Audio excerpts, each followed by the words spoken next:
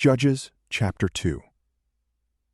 The Lord's angel came up from Gilgal to Bochim. He said, I brought you out of Egypt and have brought you to the land which I swore to give your fathers. I said, I will never break my covenant with you. You shall make no covenant with the inhabitants of this land. You shall break down their altars. But you have not listened to my voice. Why have you done this? Therefore I also said, I will not drive them out from before you, but they shall be in your sides, and their gods will be a snare to you.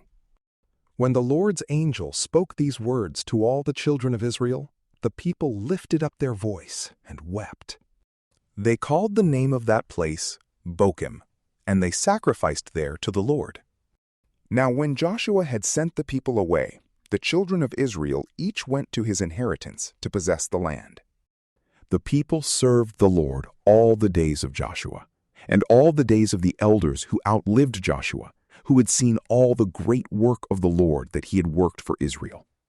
Joshua the son of Nun, the servant of the Lord, died, being 110 years old. They buried him in the border of his inheritance, in Timnath-Heres, in the hill country of Ephraim, on the north of the mountain of Gosh. After all that generation were gathered to their fathers, another generation arose after them, who didn't know the Lord, nor the work which he had done for Israel.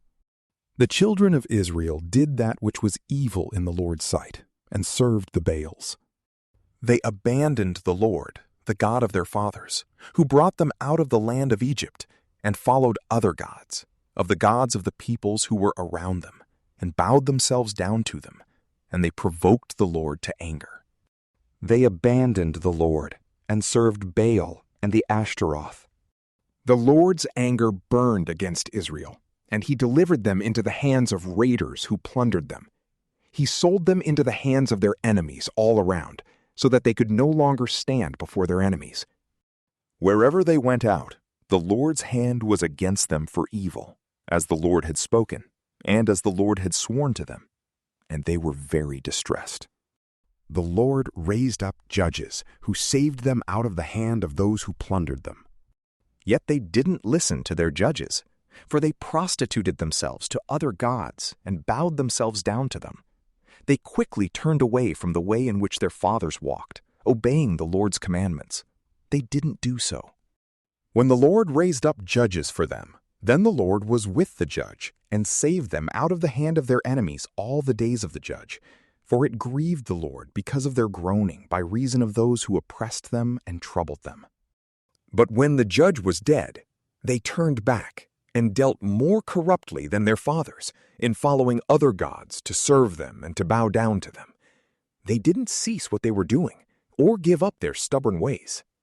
The Lord's anger burned against Israel, and he said, Because this nation transgressed my covenant which I commanded their fathers, and has not listened to my voice, I also will no longer drive out any of the nations that Joshua left when he died from before them, that by them I may test Israel, to see if they will keep the Lord's way to walk therein, as their fathers kept it, or not. So the Lord left those nations, without driving them out hastily. He didn't deliver them into Joshua's hand. From PrayLamp, peace be with you.